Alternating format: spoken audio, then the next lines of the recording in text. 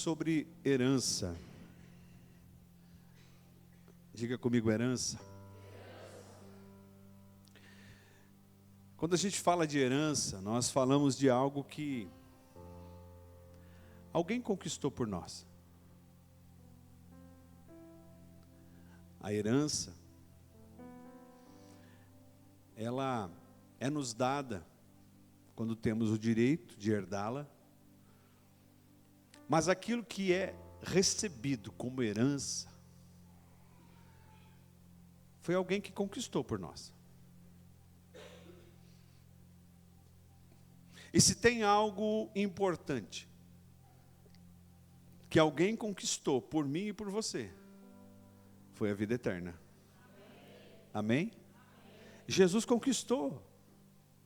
E Ele quer nos dar por herança a salvação.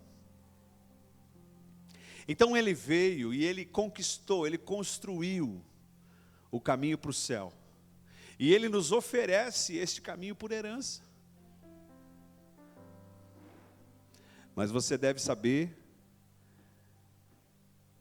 que nem todos têm direito à herança. A herança, como eu disse antes, ela é conquistada e nos dada, não por causa do nosso esforço, porque alguém se esforçou. Mas a herança que é para mim, pode não ser para o meu vizinho. Eu convido você, abra a sua Bíblia no Evangelho de Lucas, no capítulo 10, no verso 25 em diante. Evangelho de Lucas, no capítulo 10, verso 25.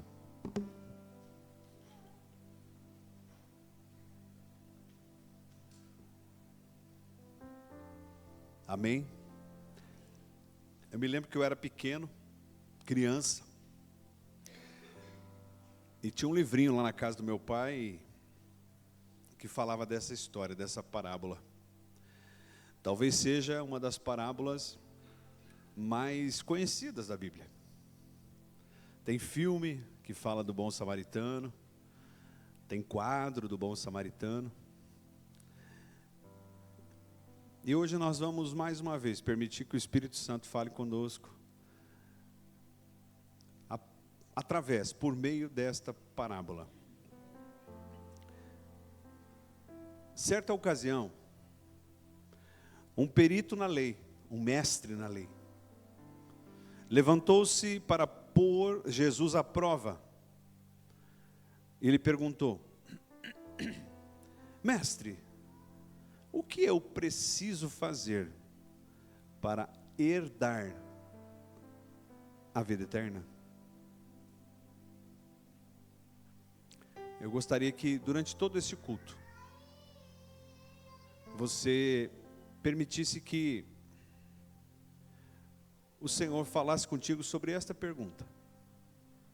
A pergunta de um homem que queria pôr Jesus à prova. E ele pergunta: mestre, o que eu preciso fazer para herdar a vida eterna? Ele estava perguntando sobre herança porque, mesmo talvez sem acreditar em Jesus, ele estava ali dizendo: há algo que eu posso fazer para herdar aquilo que alguém já fez. O que eu devo fazer para herdar aquilo que eu preciso, mas não fui eu que fiz, foi um outro que fez.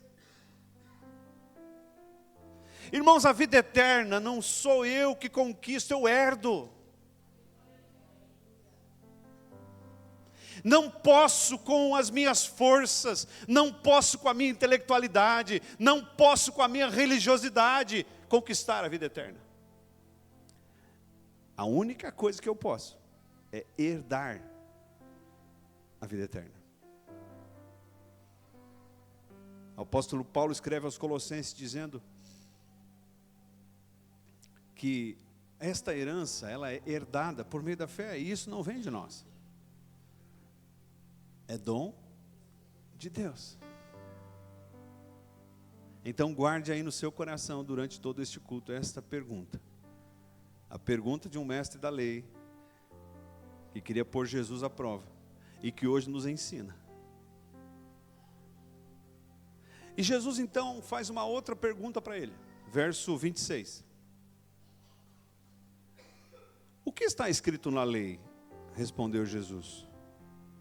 Como você a lê?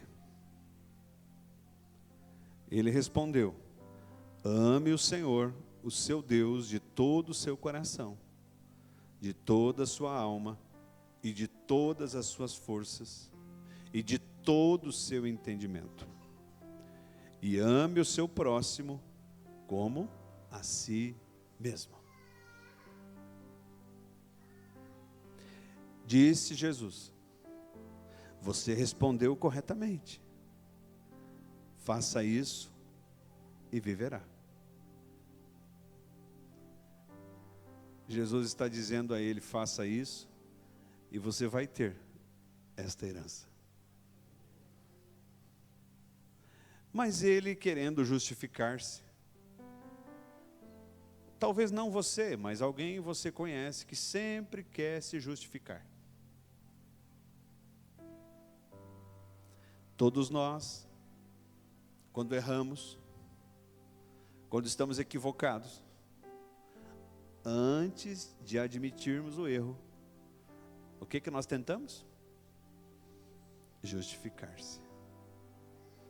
Quando você vê duas crianças que estão brigando, você se aproxima e diz: por que você está brigando? Ah, porque ele jogou a bola em mim.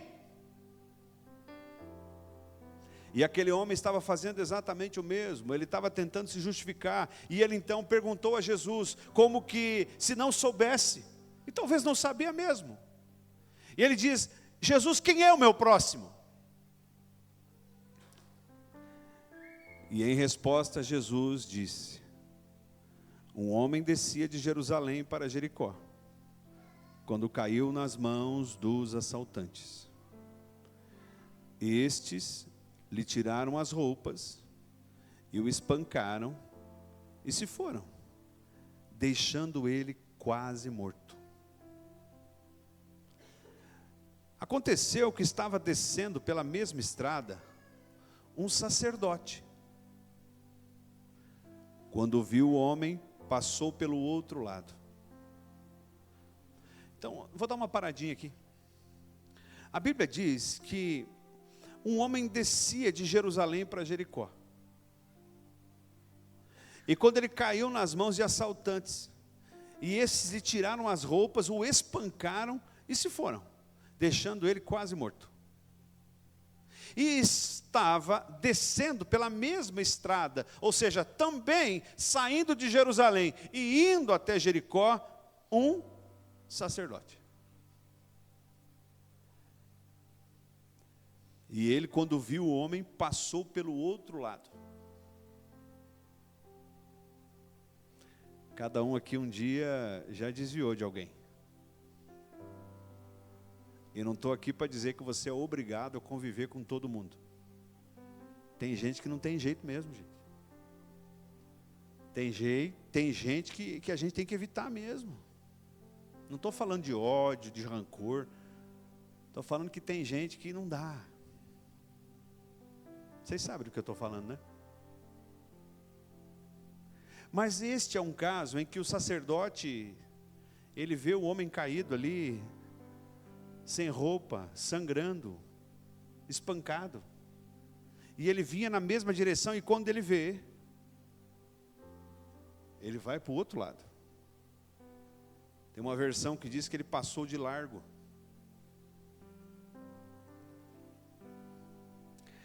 E assim também um levita. Quando chegou ao lugar e viu, também passou de largo.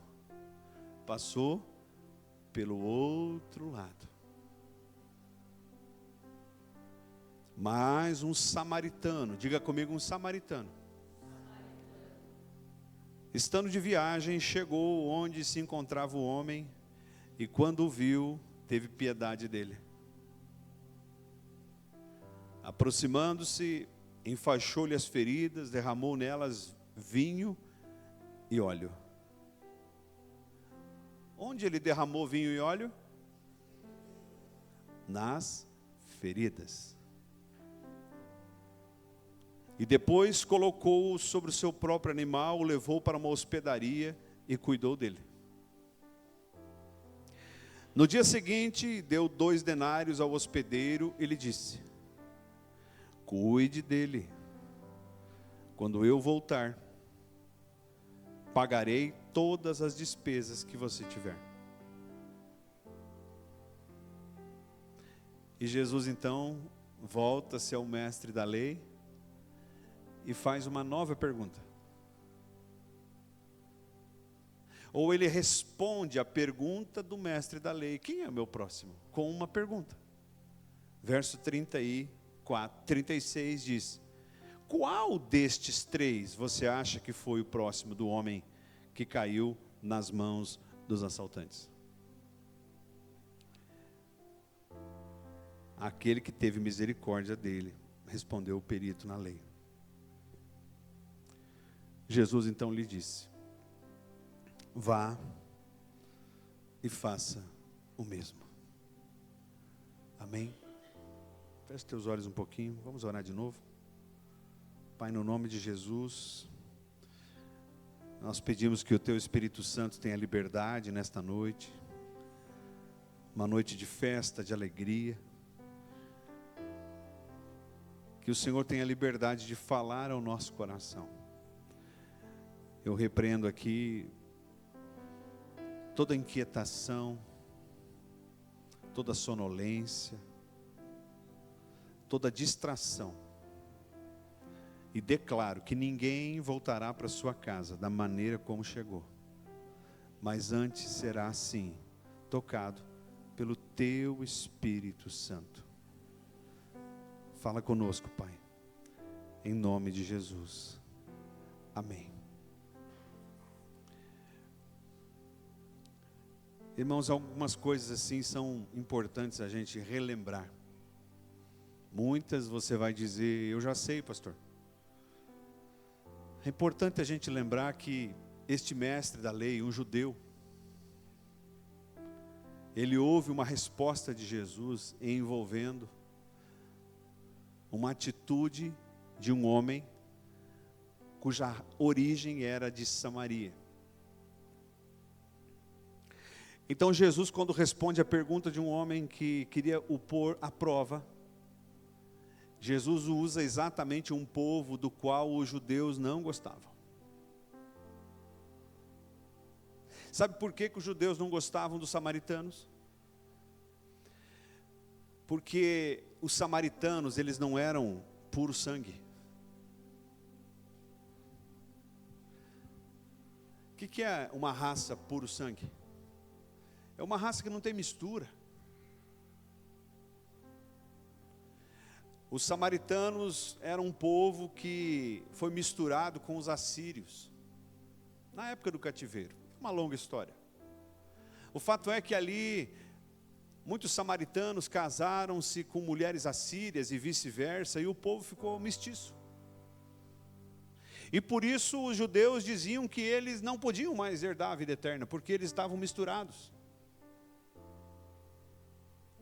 E o mais interessante é que um capítulo antes desse capítulo 10 de Lucas, Jesus ele passa justamente por Samaria. E então, quando aquele homem, mestre da lei, aquele homem que conhecia tudo, aquele homem que sabia tudo, ele faz uma pergunta para Jesus. Jesus usa exatamente o povo que eles diziam não ser o povo puro sangue. Irmão, Jesus estava falando de mim e de você. Jesus estava falando de um povo que seria enxertado na videira verdadeira. Jesus estava falando aquilo que o apóstolo Paulo ia escrever aos romanos anos e anos depois. Que nós, na verdade, nós fomos enxertados. Ou seja, em João capítulo 1, verso 11 e 12, a Bíblia diz que Jesus não veio para mim e para você. Ou tem algum judeu aqui? Tem judeu aqui? Não, não tem. Então eu quero te dizer que Jesus não veio para você. Jesus veio para o judeu, veio para o que era seu, mas o que os seus fizeram? Rejeitaram. Esse dia a gente foi ao Paraguai, minha esposa adora ir ao Paraguai. Tua esposa também gosta de ir no Paraguai? Que pergunta. Esse dia fomos ao Paraguai e compramos 4 malas. 4 malas. Nós somos em 4 lá em casa. 4 malas. E aí chegamos em casa e usamos as malas e tal. Daí como fomos guardar as malas, a gente tem um baú lá embaixo da cama. Peraí, não tem mais lugar aqui, por quê? Porque nós tínhamos algumas malas e tinha umas malas velhas, gente. E tinha uma mala que eu disse para minha esposa, essa aqui nós vamos descartar. E aí eu pensei, o que eu vou fazer com essa mala? Eu poderia talvez botar ali no reciclado. Era uma mala que estava em uso ainda, dava para usar ainda. O zíper estava funcionando, mas era uma mala antiga. E sabe o que eu fiz? Eu coloquei na frente de casa. Coloquei do ladinho de uma palmeira que tem na frente de casa, porque a gente não sabia o que fazer com a mala. E eu pensei, se ninguém levar, o reciclado vai levar. Irmãos, durou algumas horas. Nem te falei, né? Durou algumas horas, eu voltei para casa, a mala desapareceu. Alguém levou a mala? Alguém levou a mala porque eu fiz o que com a mala? Eu rejeitei a mala. Assim aconteceu comigo e com você em relação ao reino espiritual.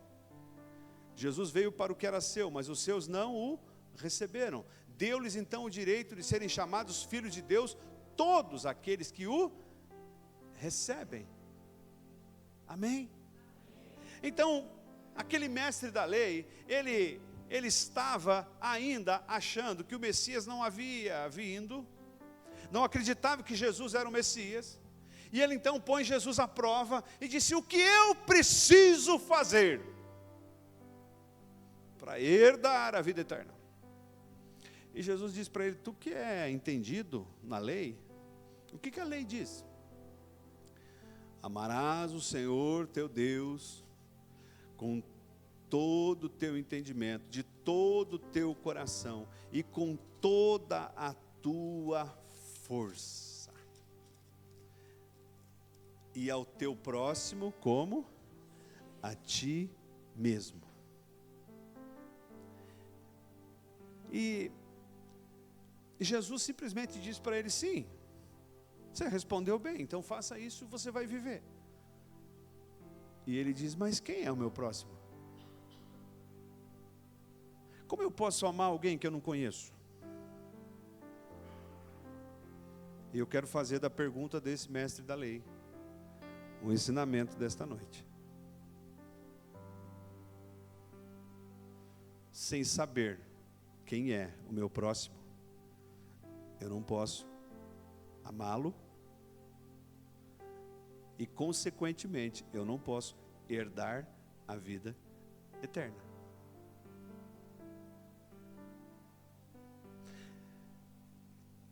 Irmãos, qual a parte mais fácil desses 2 pré-requisitos para a herança que Jesus dá ao mestre da lei? Amar a Deus. É bem mais fácil. Jesus chega para o mestre da lei e fala, eu tenho 2 pré-requisitos, tá, qual que é? Amar a Deus sobre todas as coisas, de toda a tua força, teu entendimento, e ao teu próximo como a ti mesmo. É muito fácil amar a Deus, em comparação a amar o próximo. É ou não é? É por isso que tem gente que não quer ter filho, só tem cachorro.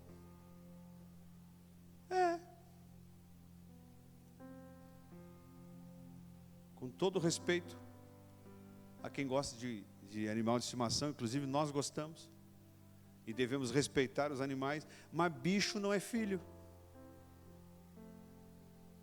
Bicho é bicho. Gente é gente. Eu fui feito para multiplicar. Mas quando a gente vai olhar, irmãos, muita gente não quer ter filho, por quê? Porque viu muita gente se incomodar com filho. Muita gente não quer ter filho porque tem medo. E agora, o meu filho vai viver como? Essa é a verdade. Muita gente não quer saber de ter filho, ou até mesmo de casar, de constituir família, porque cada vez mais está difícil de se relacionar com as pessoas. Esse dia lá em casa, dona Nelson, a gente estava lembrando dos apelidos da escola.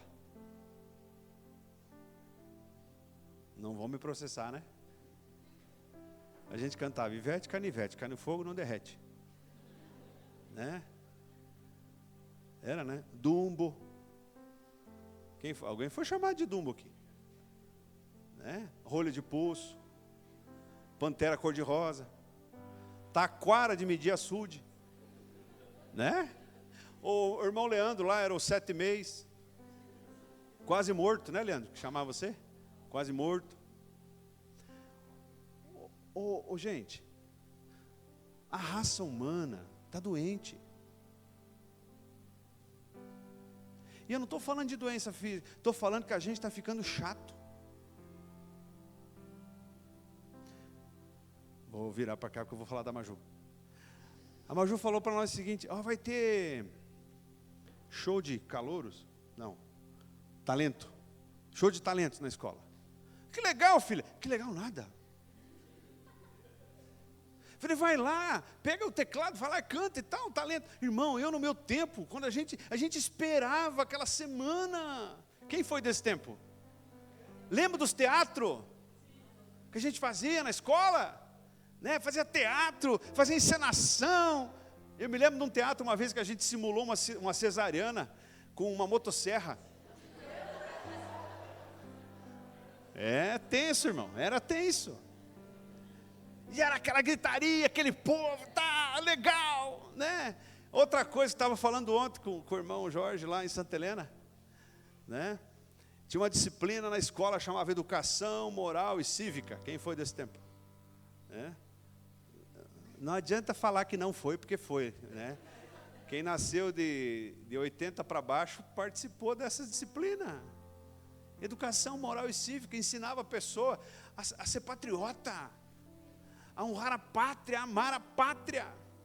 Sabe o que a gente vê hoje? Gente queimando a bandeira do Brasil em praça pública e ninguém fala nada.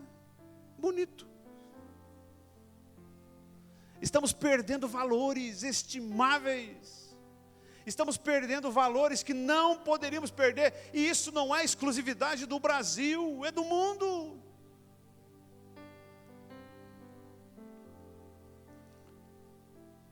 Hoje de meio-dia aconteceu um episódio lá em casa e eu falei, Rebeca, por enquanto, nada de celular. Irmãos, a cara dela, quando eu falei isso. Minha filha. E eu digo para ela, tu não vai entender e tu não vai concordar comigo, mas eu preciso fazer isso.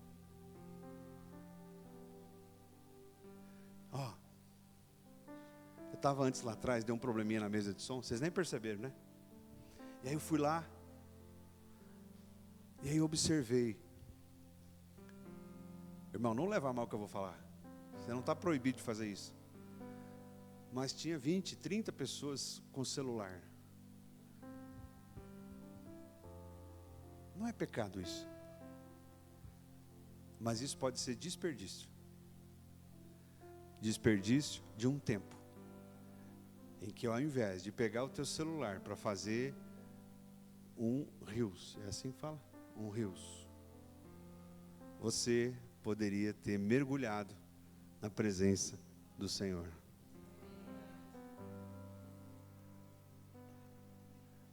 Nós estamos dominados por coisas que talvez não deveriam nos dominar.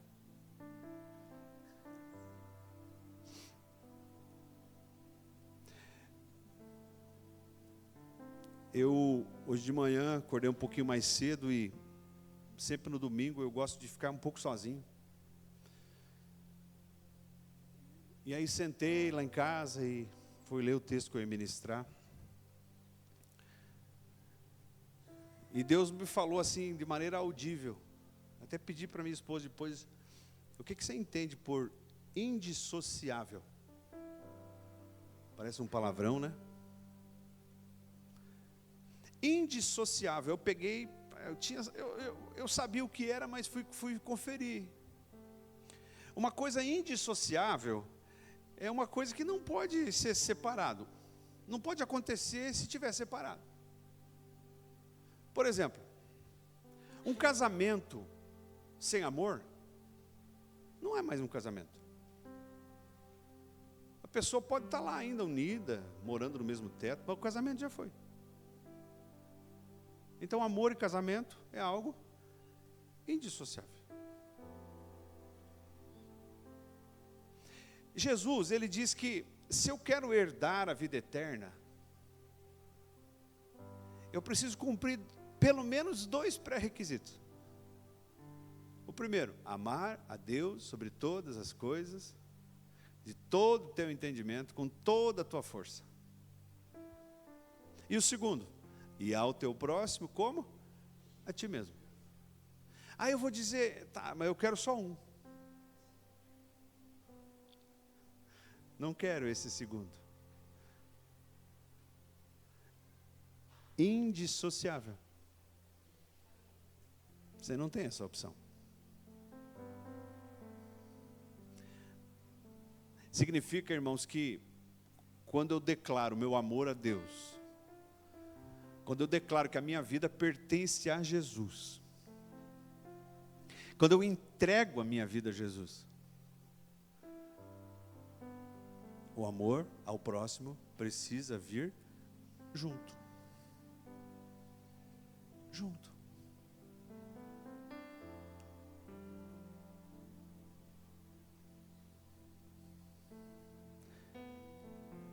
Eu anotei aqui algumas atitudes desse bom samaritano, que na verdade aqui representa o próprio Jesus. Esse bom samaritano, essa pessoa que vem e acolhe aquele necessitado, que estava nu, que estava sangrando, que estava numa pior, que ninguém queria. Quem que fez isso? Jesus. Você lembra do ladrão na cruz? Hã? Será que alguém em Jerusalém naquele dia iria acreditar nele? Fala para mim. O cara foi condenado, ladrão ou malfeitor, a Bíblia fala que eram malfeitores. Estava pendurado numa cruz, morrendo, sangrando. Tinha alguém em Jerusalém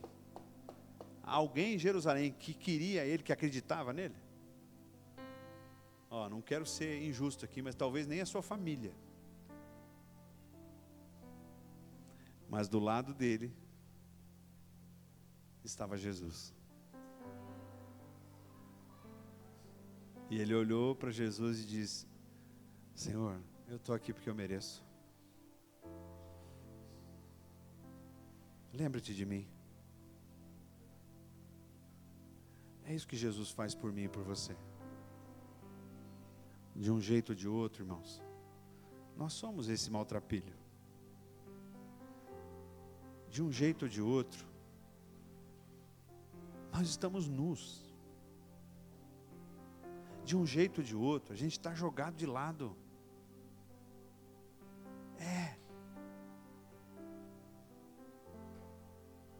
A Bíblia diz, pode até um pai ou uma mãe, pode uma mãe esquecer do filho que amamenta, mas eu não me esquecerei de ti. Você lembra da mulher pega em adultério? Aquela mulher seria apedrejada. Talvez estivesse ali o seu próprio pai, seus irmãos, seus familiares, olhando para ela e dizendo: tenho nojo de você, tenho raiva de você, você merece morrer. Até que aparece Jesus e diz: tudo bem. Quem não tem pecado, que atire a primeira pedra. E a começar pelos mais velhos, eles foram saindo, até que ficou Jesus e a mulher. E ele faz uma pergunta: mulher, onde é que estão aqueles que te acusavam? Não sobrou ninguém, Senhor. E ele diz: eu também não te condeno. Vá e não peques mais. Sabe o que a gente quer?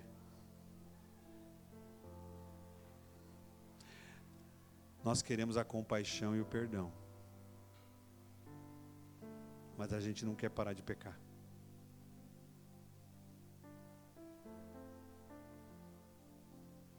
De maneira alguma, Jesus olhou para aquela mulher e concordou com o pecado dela. Mas ele fez uma pergunta: mulher,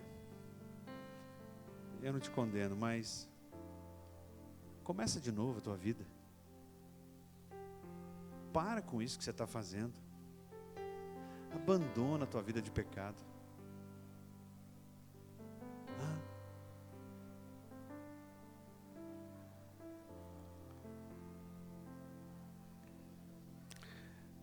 Aquele samaritano que representa Jesus, ele demonstrou amor, amor sem egoísmo. Sabe o que é um amor sem egoísmo? É um amor liberal, um amor que é manifestado sem que olhemos para os nossos próprios interesses.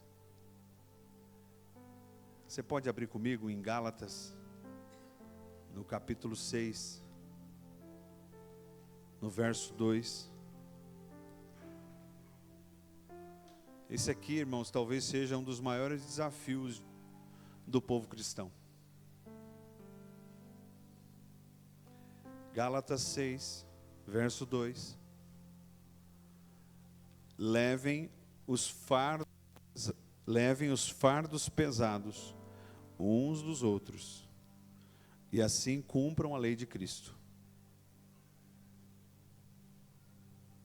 Levem os fardos pesados uns dos outros, e assim cumpram a lei de Cristo.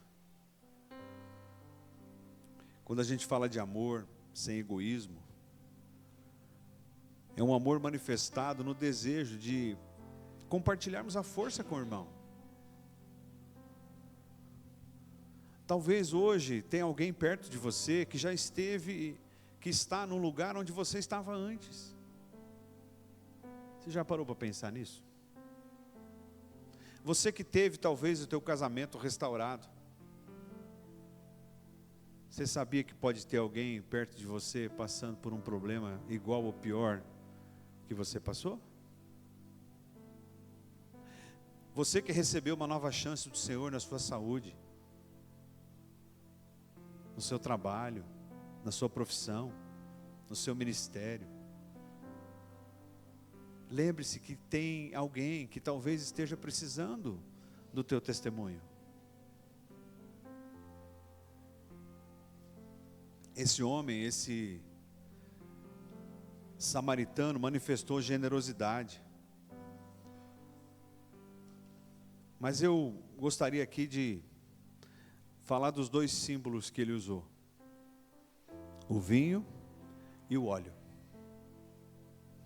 Não é novidade para ninguém que o vinho na Bíblia, inclusive Davi escreve, Salomão escreve sobre isso, que o vinho representa alegria. Mas ele também foi usado, era usado como remédio. Pastor, mas era alegria ou remédio? Você sabia que a alegria é remédio?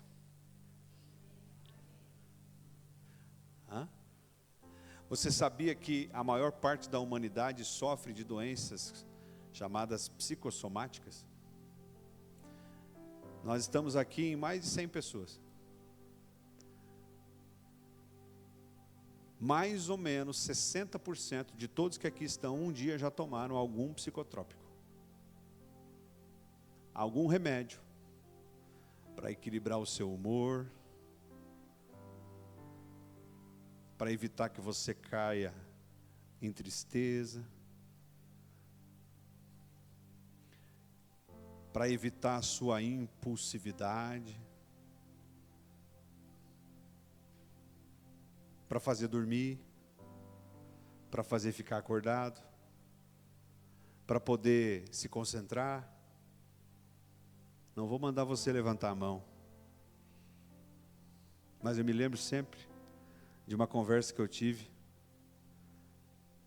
Como era o médico lá de Santa Helena, o esposo da irmã Roberto. Um dia numa célula, eu conversando com o Roberto, ele é médico do SUS. E eu perguntei, Roberto, qual é a doença que mais aparece? E eu já falei isso aqui, eu achei que ia ser problema do estômago, dor de cabeça, enxaqueca. E o Roberto disse, doenças da mente. Ele me disse, tem gente que vem no consultório só para desabafar. Tem gente que chega e quando eu pergunto o que está doendo, a pessoa chora. Aí eu dou lá um adipirona, um paracetamol.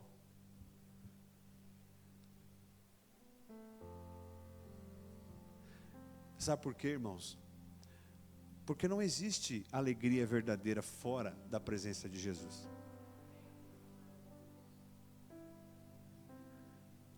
Tem uma frase antiga que a gente ouve, né?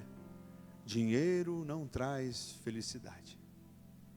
E aí tem uma complementação, os memezinhos da internet, né? Que diz assim, então, dê o seu dinheiro para mim. E seja feliz. Né? Vocês entendem que a gente não está falando de outra coisa, senão algo que é passageiro? Jesus certa vez disse que um homem, ele encontrou um tesouro no campo. Quem está comigo? Lembra? Ele encontrou um tesouro no campo. E depois que ele encontrou esse tesouro, ele foi e vendeu tudo que tinha. Ele vendeu tudo que tinha, ele voltou e ele fez o que? Ele comprou o campo.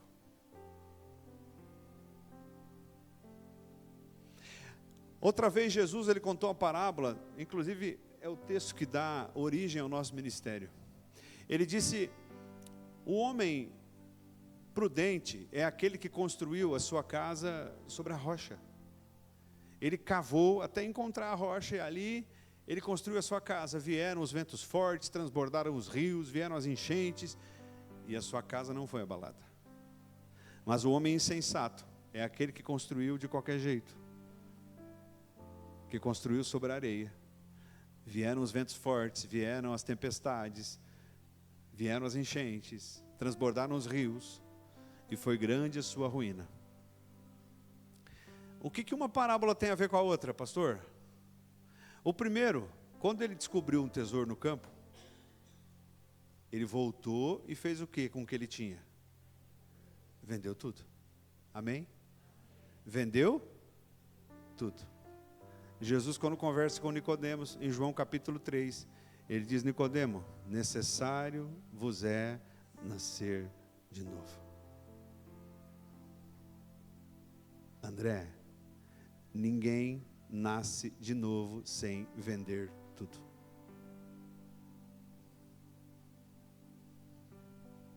Lembra do exemplo que eu contei um tempo atrás aqui do homem que queria alugar uma casa e no quartinho do fundo ele não alugava porque lá tinha um leão?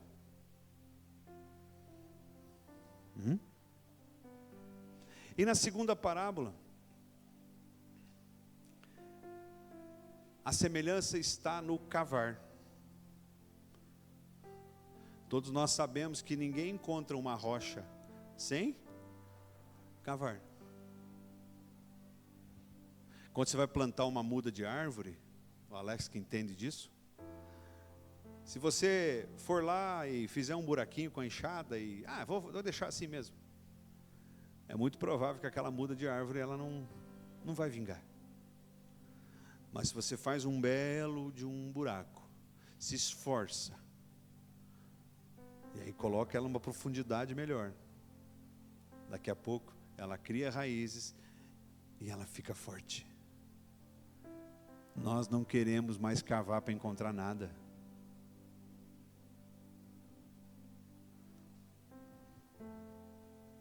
Eu não, pastor. Sim, você.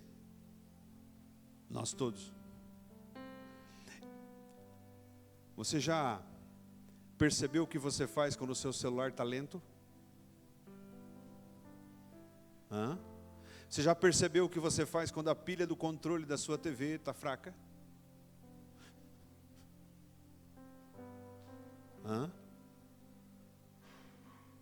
Nós não vivemos mais, senão numa era que não tem mais paciência. Nós não vivemos mais, senão num tempo em que as pessoas, elas não querem vender tudo para depois ter. Elas querem ter enquanto ainda não venderam. Jesus não ensina isso.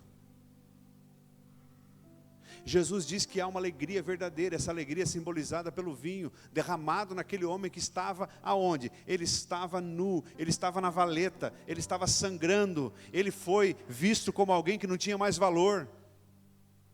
Assim somos nós. Assim eu e você, quando encontramos Jesus, estávamos. Mas Ele derramou sobre nós a alegria. E sabe o que mais que Ele derramou? Óleo. O óleo representa a unção do Espírito Santo. Ele mesmo disse: eu vou para o Pai, mas não vos deixarei órfãos. E quando Ele derrama o óleo no ferido, quando Ele derrama o óleo naquele que foi maltratado, naquele que foi pisado, naquele que as pessoas já não davam mais valor, Ele está derramando o Espírito Santo. E Ele continua derramando. Essa alegria, este óleo, está disponível. Está disponível para nós.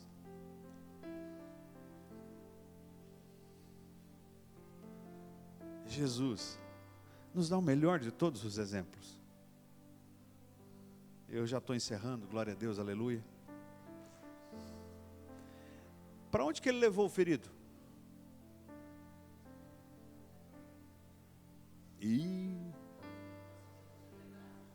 Para a hospedaria.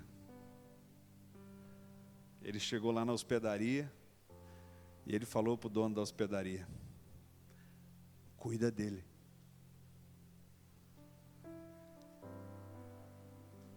Sabe o que significa isso? A igreja.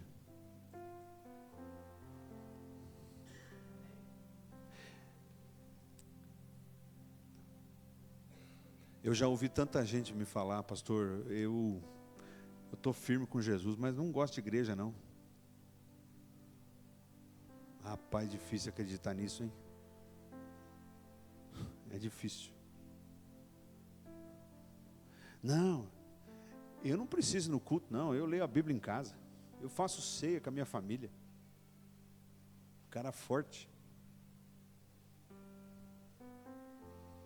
Não sou eu aqui que vou criar uma nova teoria dizendo que aqueles que não vêm à igreja estão no inferno. Mas eu quero dizer para ti,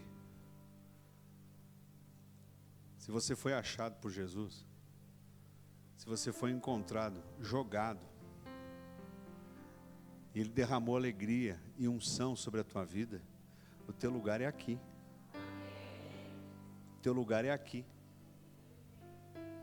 Agora eu vou falar para ti, que já está aqui. Você que já foi encontrado na valeta. Você que já estava lá sendo jogado fora. Alguém te trouxe para cá. Sabe qual é o teu papel e o meu papel? Recebermos corretamente os novos ensanguentados que vão chegar. Você entende isso? Não é momento de dizer: não, eu estou bem, estou tranquilo, eu vou no culto domingo, não quero me envolver com nada. Ali por aquela porta, todo domingo, nas células da semana, toda semana, estão chegando pessoas ensanguentadas, pessoas tristes, que precisam de alegria, pessoas vazias, que precisam do Espírito Santo.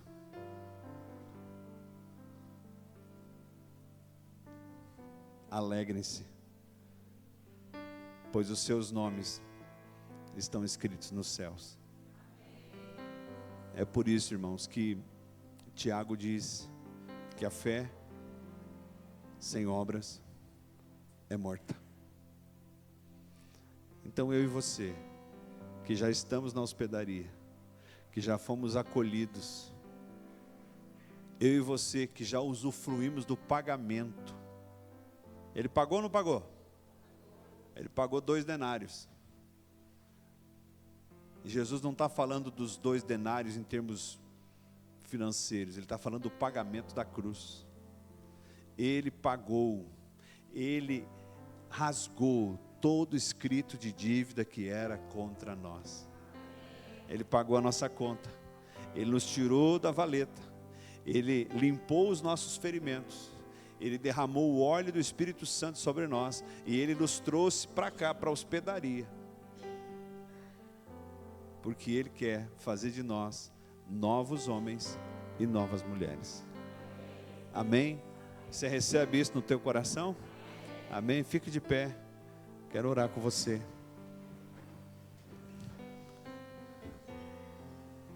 Eu peço perdão por ter me alongado. Normalmente a gente termina o culto às 9 horas. Mas a gente perde tempo com tanta coisa. Então hoje você não perdeu 15 minutos, você ganhou 15 minutos. Antes da gente orar, eu quero que tu fale mais uma coisa para quem está do teu lado. É chato isso, eu sei, pastor, eu sei. Você olha bem para quem está perto de você e diga: daqui a pouco tem cantina.